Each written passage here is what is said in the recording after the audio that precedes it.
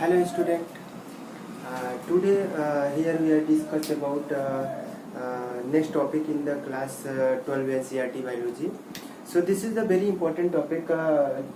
So as you can see here, that is implantation, or is as it called nidation. So this is the very important topic for competition point of view. Because यहाँ से जो है question जो hormone पे base पे question आते हैं actually. इसमें कुछ चीज़ें हम लोग को जो डिस्कस करनी है यहाँ पे जो फॉर्मेशन हो जाता है, एक का जो फॉर्मेशन होता है, एक का फर्टिलाइजेशन जब होता है तो वो जाके यूटेरस में कैसे इम्प्लांट होता है और उसका क्या मैकेनिज्म होता है, तो वो सारी चीज़ें कुछ हम लोग यहाँ पे डीप में यहाँ पे हम लोग स्टडी करेंगे। जैसा कि हम लोग जानते हैं कि इम्प्लांटेशन का मतलब क्या होता है। इम्प्लांटेशन का मतलब अगर हम डिफिनीशन बताएंगे तो इस तरह से हम बोल सकते हैं attachment of blastocyst to the uterine wall of female. Okay, this is called implantation. जो जैसे हम लोग पढ़ रहे थे, जब ओवरी के केस में हम लोग पढ़ रहे थे, वहाँ पे हम लोगों ने पढ़ा था कि एक का फॉर्मेशन जो होता है, एक के फॉर्मेशन के होने के बाद अगर हम लोग उसके फेट को देखते हैं तो एक का जो फेट होता है वो दो फेट होता है। पहली चीज होती है या तो फर्टिलाइज होगा, या तो पहली चीज नॉट फर्टिलाइज। दूसरी चीज क्या होगी, या तो वो फर्टिलाइज होगा। ठीक, अब देखिए अगर हम लोग इसमें देखे थे यहाँ पे कि अगर फर्टिलाइज नहीं होता है, जब फर्टिलाइज नहीं होता है तो क्या होता है इस केस में, जब फर्टिलाइज नहीं होता है तो इस केस में क्या होता है कि यहाँ पे एक का जो है एक की जो यूटेराइन या जो इंडोमेट्रियल वॉल होती है, इंडोमेट्रियल वॉल जो है डिजनरेट होने लगती है। जब डिजनरेट हो जाती है तो एक उसके साथ जो है मेंस्ट्रुअल के साथ जो है वो बाहर निकल जाता है। ठीक, और जब फर्टिलाइजेशन हो जाता है, तो यहाँ पे क्या बनता है, एम्ब्रियो बनता है।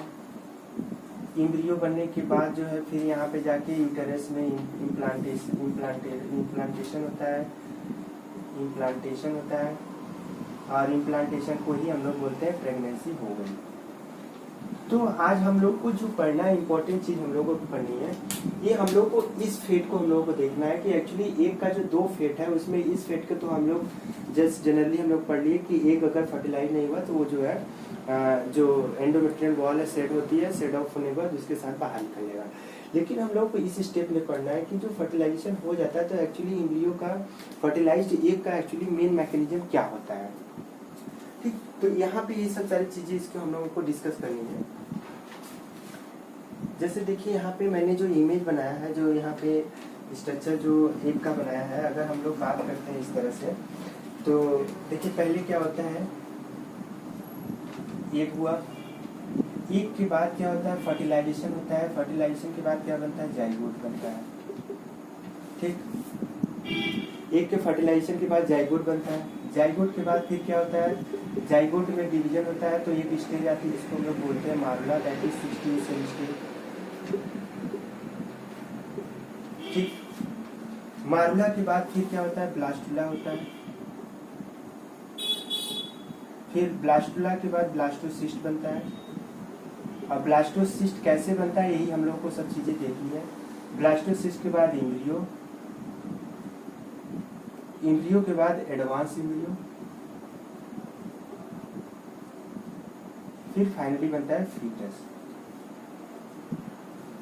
ठीक, तो ये सारी चीजें जो है हम लोगों को देखनी है, बारी बारी से हम लोगों को स्टेप बाय स्टेप जो है देखना है। तो जैसा कि आप लोग यहाँ पे देख रहे हैं कि जब ओवरी से जब एक रिलीज होता है तो एक का जो है, मैंने दो फेट बताया, जब फर्टिलाइजेशन का जो फेट अडॉप्ट करता है उस कंडीशन क्या होता है, एक को जब फर्टिलाइज होता है तो जाइगोट बनता है। जाइगोट के बाद मारुला बनता है। मारुला के बाद ब्लास्टुला। ये जो प्रोसेस होता है ये ओविडक्ट में होता है। ये चीज याद रखिएगा, हमने बताया था वहां पे कि फैलोपियन ट्यूब की एम्पुला रीजन में ही जो है फर्टिलाइजेशन होगा। ठीक है, एक का फर्टिलाइजेशन एम्पुला रीजन में होता है। It is clear? ओके। तो ओविडक्ट में है, यहाँ पे ब्लास्टुला स्टेज ये ओविडक्ट तक होता है। फिर जब ब्लास्टोसिस्ट का इम्प्लांटेशन हो जाता है तो ब्लास्टोसिस्ट से लेके यहाँ तक का जो प्रोसेस होता है ये कहाँ पे होता है, यूटेरस के केस में होता है। तो ये 2 स्टेप क्लियर है, क्योंकि ओविडक्ट में जाइगोट, मारुला, ब्लास्टुला और ये इतनी प्रोसेस होती है। जब यूटेरस में ये फर्टिलाइज्ड एग आ जाता है जिसको हम लोग जाइगोट अब कहेंगे, वो जब जाइगोट यहाँ पे आ जाता है तो यूटेरस के केस में ये सारी प्रोसेस होती है। अब देखिए हम लोग को इसमें इम्पोर्टेंट चीजें पढ़नी क्या क्या है। हम लोग को इसमें पढ़ना है कैसे ब्लास्टोसिस्ट कैविटी का फॉर्मेशन हुआ, ब्लास्टोसिस्ट कैविटी का फॉर्मेशन हुआ। दूसरी चीज इम्ब्रियोब्लास्ट का क्या फंक्शन है, आईसीएम जिसको हम लोग बोलते हैं। तीसरी चीज जोना पेलिसिडा का क्या फंक्शन है। चौथी चीज जो है ट्रोफोब्लास्ट का क्या फंक्शन है। ठीक है, इसको हम लोग बारी बारी से हम लोग देख रहे हैं इसमें। अब पहली चीज हम लोग देखते हैं जोना पेलिसिडा।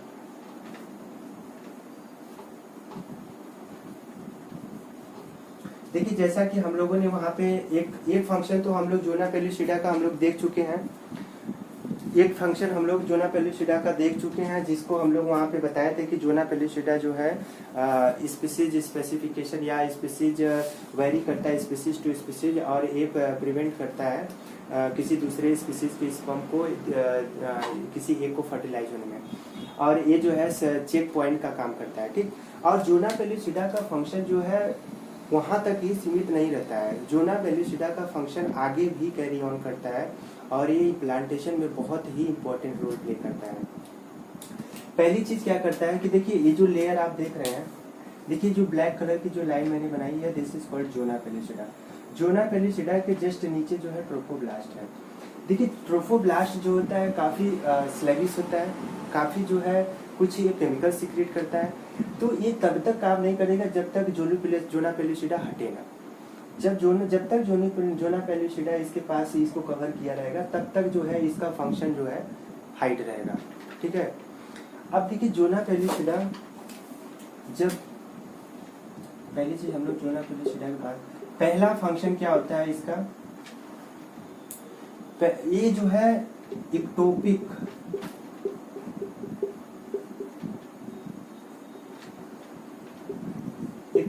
प्रेगनेंसी या इसको बोलते हैं इक्टोपिक प्रेगनेंसी या इसको हम लोग बोलते हैं ट्यूबल प्रेगनेंसी।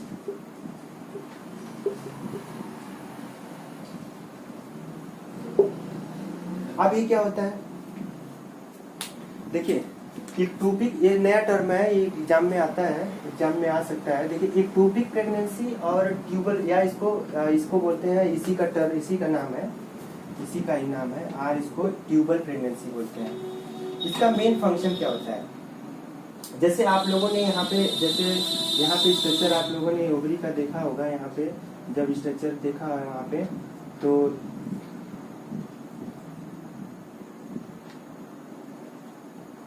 ये पूरी ये जो है ओविडक्ट था, ये फैलोपियन ट्यूब।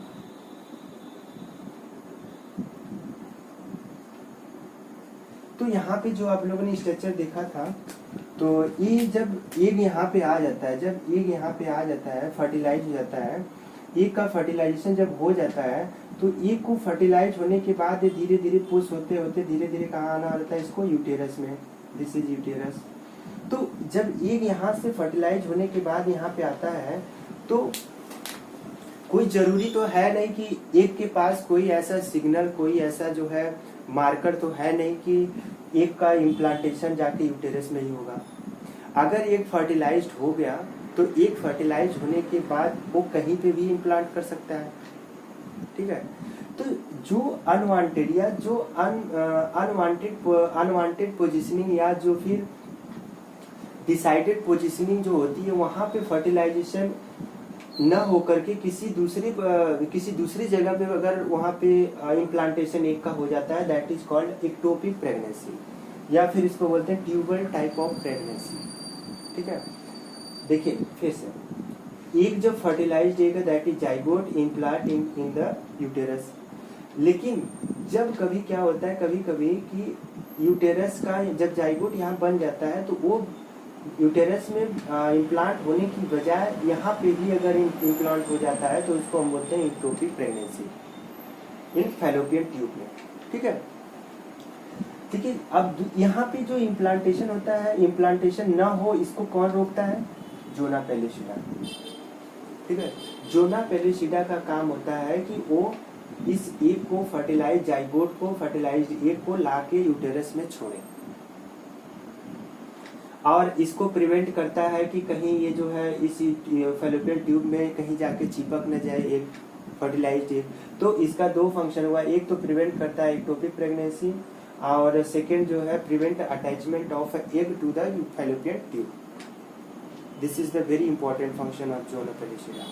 ठीक, ये हुआ जोना पेलिसिडा का। दूसरी चीज अब हम लोग देखते हैं ट्रोफोब्लास्ट। देखिए ट्रोफोब्लास्ट के केस में क्या होता है।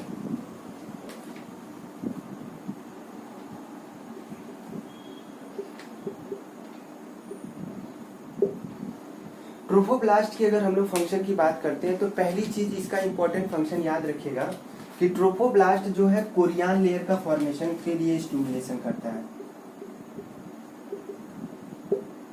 ये पता है कि कोरियन जो है एक जाइगोटिक लेयर है, जाइगोटिक लेयर जिसमें एमनियन, कोरियन और इसका नेलेंटोइस और यॉक्साइड 4 लेयर होती है। तो वहाँ पे हम लोग बात करें कोरियन लेयर। कोरियन लेयर का जब फॉर्मेशन हो जाता है तो कोरियन लेयर के फॉर्मेशन होने के बाद क्या फंक्शन होता है कोरियन का? कोरियन एक हार्मोन सिक्रेट करता है जिसको हम बोलते हैं एससीजी, ह्यूमन कोरियनिक गोनेडोट्रोपिक हार्मोन्स। इस हार्मोन्स का बहुत ही इंपॉर्टेंट फंक्शन होता है। ठीक, पहली चीज क्या होता है कि आप देखिए जब वहां पे हम लोग पढ़े थे, जब ओवुलेशन हो जाता है, ओवुलेशन होने के बाद क्या बना था? कार्पस लूटियम बना था। कार्पस लूटियम क्या काम कर रहा था? सिक्रीट कर रहा था प्रोजेस्टेरॉन हार्मोन्स को। प्रोजेस्टेरॉन का फंक्शन क्या हो रहा था? वो 3 से 5 mm तक जो है एंडोमेट्रियल वॉल को इंक्रीज करा रहा था, थिकनेस इंक्रीज करा रहा था।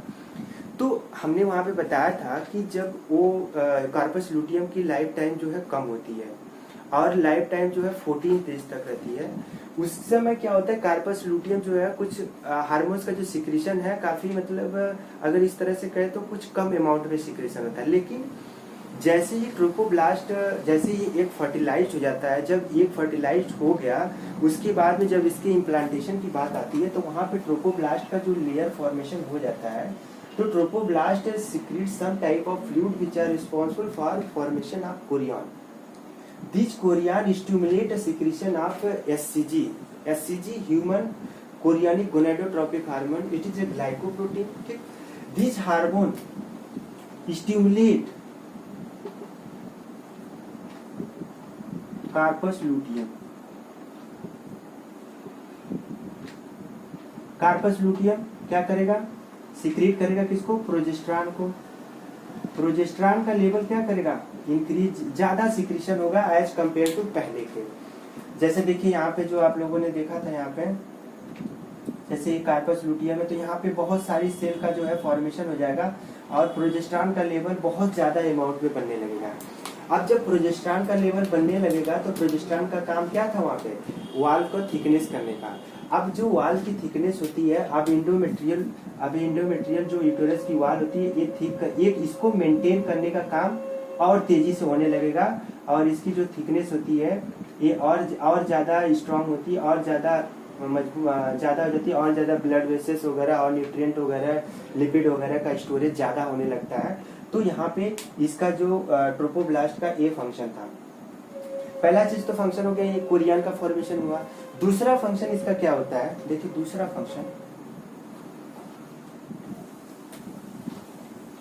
फंक्शन इसका है स्टिमुलेट सोडियम पोटेशियम पंप। अब इसका क्या फंक्शन होगा? इसको हम इरेज करते हैं।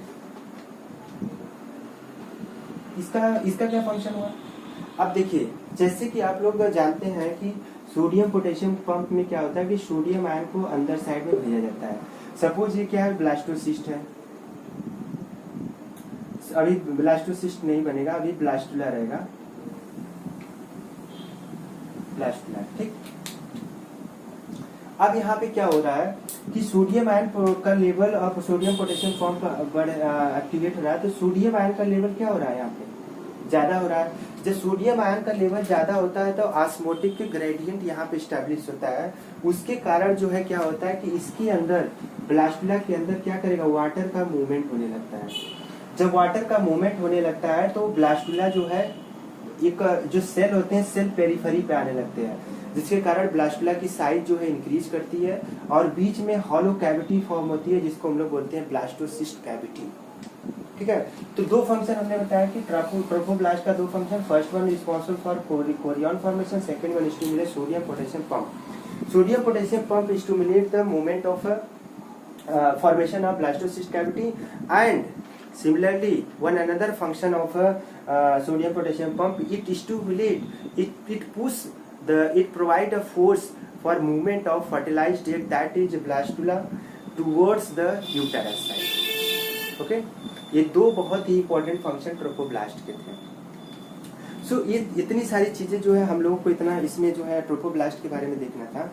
अब देखिए इसमें अब इसका जब अब इसकी तीसरी, अगर हम एम्ब्रियोब्लास्ट की अगर आईसीएम की बात करते हैं तो आईसीएम जो है रिस्पॉन्सिबल होता है कि जो सब ऑर्गन जो ऑर्गन एम्ब्रियो का बनना होता है उसके लिए पार्टिसिपेट करता है। अब देखिए आती है बात अटैचमेंट की। अब हम लोग अटैचमेंट थोड़ा अच्छे से देख लेते हैं, कैसे अटैचमेंट होता है। अभी तक तो हम लोग इसको देख रहे थे कि वहाँ पे कैसे पहुँचता है, क्या क्या इसका मैकेनिज्म होता है। अब देखिए अटैचमेंट की बात करते हैं। जैसे मान लीजिए क्या है इसका, ये हम लोग पढ़े थे उसमें जो जैसे अगर हम इसको बात करते हैं यहाँ पे छोटा सा लेके एग्जांपल, ये है पेरीमेट्रियम, इसको साथ में लिख लेते हैं पेरीमेट्रियम, और ये है मीजोमेट्रियम, और ये है पूरा, ये जो पूरा रीजन है आपका, ये पूरा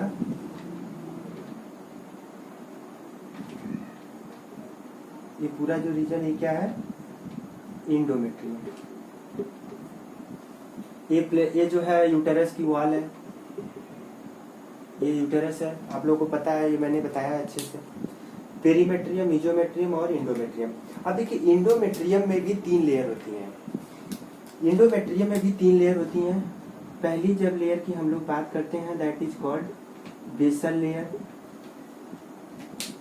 और दूसरी लेयर की अगर हम लोग बात करते हैं तो इसको हम लोग बोलते हैं स्पॉन्जी लेयर, और तीसरी लेयर की अगर हम लोग बात करते हैं, देखिए स्पॉन्जी लेयर और जो बेसल लेयर होती है, स्पॉन्जी लेयर और बेसल लेयर, और देखिए तीसरी लेयर जो है इसमें कॉम्पैक्शन लेयर, कॉम्पैक्शन लेयर। ठीक, ये 3 लेयर बहुत ही इंपॉर्टेंट होती है। देखिए इसमें से जब मैंने बताया था कि जब प्रेगनेंसी नहीं होती है तो जब इंडोमेट्रियम सेड ऑफ करती है, जब इंडोमेट्रियम की सेडिंग होती है उस समय जो है ये स्पॉन्जी लेयर और कॉम्पैक्शन लेयर जो होती है ये सेड करती हैं। इनका जो है ये क्या करती हैं, डिग्रेड होकर के ये जो है मेंस्ट्रुअल से ब्लड के थ्रू जो है बाहर आती हैं, और जो बेसल लेयर होती है ये जो है सेड ऑफ नहीं होती है। ठीक, तो इनको हम लोग बोलते हैं, जो 2 लेयर है इनको हम लोग बोलते हैं एक्टिव लेयर। ठीक है, अब देखिए जो एक्टिव लेयर होती है, एक्टिव लेयर का फंक्शन क्या होता है कि जब यहाँ पे देखिए, जब यहाँ पे ब्लास्टोसिस्ट आ जाता है,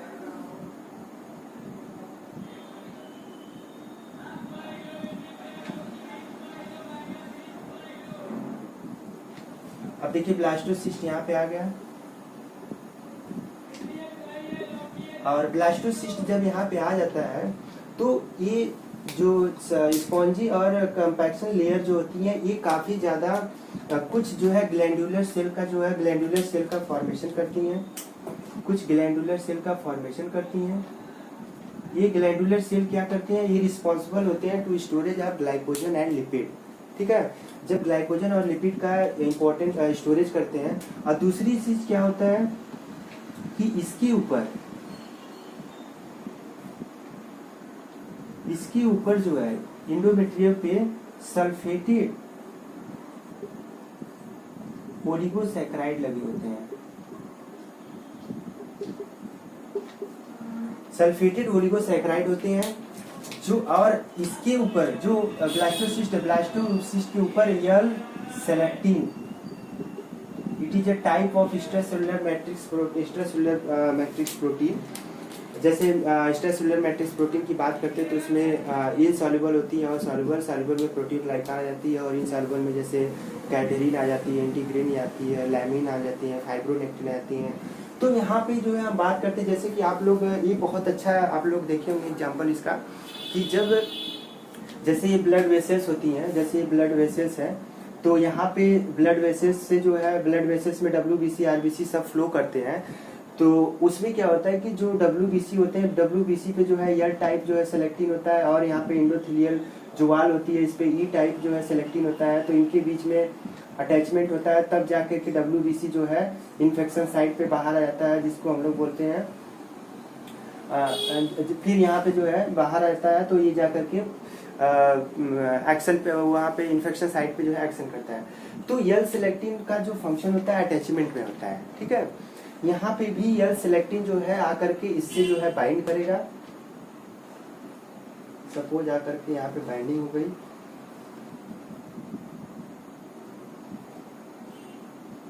ठीक। अब यहाँ पे यल सेलेक्टिन का जब बाइंडिंग हो जाता है, उसके बाद में फिर जो है इंडोमेट्रियल वॉल जो होती है। अब देखिए, अब यहाँ पे जब बाइंडिंग हो जाता है तो यहाँ पे अभी भी काम जो है, अभी भी काम ट्रोफोब्लास्ट का यहाँ पे काम बचा रहता है। अभी भी ट्रोफोब्लास्ट क्या काम करता है कि it secrete some digestive enzyme which digest the endometrial wall. It help in a penetrating of a blastocyst into the endometrial wall. Isn't it?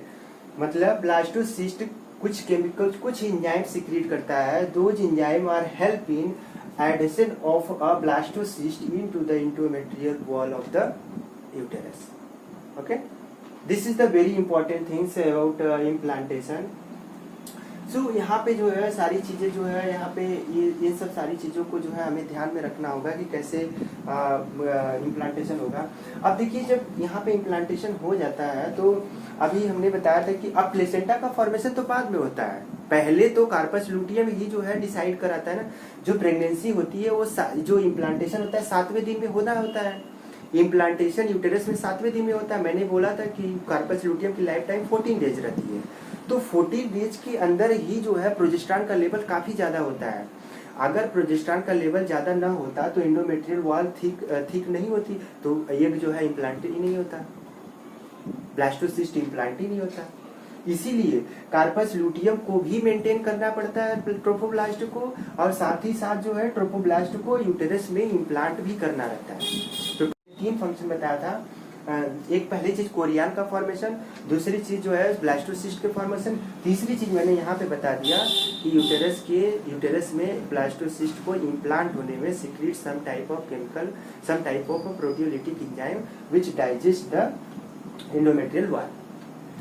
देखिए, अब यहाँ पे जो डाइजेस्ट की मैं बात कर रहा हूँ, ऐसा नहीं कि जो है डाइजेस्ट करके उसको बाहर निकाल दे रहा है, ऐसा नहीं होता है। उस कंडीशन में क्या हो रहा है कि यहाँ पे जो है कुछ वॉल, जैसे आप लोग इंडोसाइटोसिस देखे होंगे। इंडोसाइटोसिस में क्या होता है, जैसे सेल होती है, जैसे सेल मेम्ब्रेन, सेल की प्लाज्मा मेम्ब्रेन है, तो यहाँ से अगर कोई वेसाइकिल कोई भी कंटेंट लेकर के जाता है, तो ऐसा नहीं है कि ये जो है मेम्ब्रेन को यहाँ पे डैमेज करके कंटेंट को रिलीज करता है, ऐसा नहीं होता है। इस कंडीशन में क्या होता है कि जैसे प्लाज्मा मेम्ब्रेन है, तो ये जाएगा वेसाइकिल, और वेसाइकिल जाकर के यहाँ पे भी जो है अपने को उसमें मर्ज कर लेगा। मर्ज करने के बाद ही जो है कंटेंट को रिलीज करके फर्दर सील ऑफ कर देता है। तो इसी प्रकार यहाँ पे भी होता है। जैसे अब यहाँ पे अगर बताएं हम अगले स्टेप में, तो यहाँ पे क्या होगा, जैसे ब्लास्टोसिस्ट सपोज यहाँ पे आ गया, मान लीजिए ब्लास्टोसिस्ट आ गया, तो ये पूरी ये वॉल हो गई, ठीक। ब्लास्टोसिस्ट यहाँ पे मान लीजिए आ गया। अब ब्लास्टोसिस्ट आने के बाद फिर यहाँ पे क्या होता है कि अब इससे जो है जो ग्लैंडुलर सेल होती है, वहाँ से जो है न्यूट्रिशन और ऑक्सीजन वगैरह जो है यूटिलाइज करने लगता है। यूटिलाइज करने के बाद फिर जो है अपना डेवलपिंग कंडीशन जो है स्टार्ट होती है। फिर उसके बाद में फंक्शन तब बाद में बनता है प्लेसेंटा। सो प्लेसेंटा का फंक्शन हम लोग बहुत इंपॉर्टेंट है। प्लेसेंटा से क्वेश्चन काफी ज्यादा आते हैं नीट वगैरह में, तो प्लेसेंटा के फंक्शन को हम लोग अगले लेक्चर में देखेंगे। अभी तक के लिए इतना जो है इम्पोर्टेंट चीज था, ये जो है इम्प्लांटेशन के बारे में था। तो इम्प्लांटेशन के बारे में इतना चीजें हम लोगों ने पढ़ा यहाँ पे। सो ये सब सारी चीजें बहुत ही इंपॉर्टेंट है, ठीक है। So this is all about implantation, okay.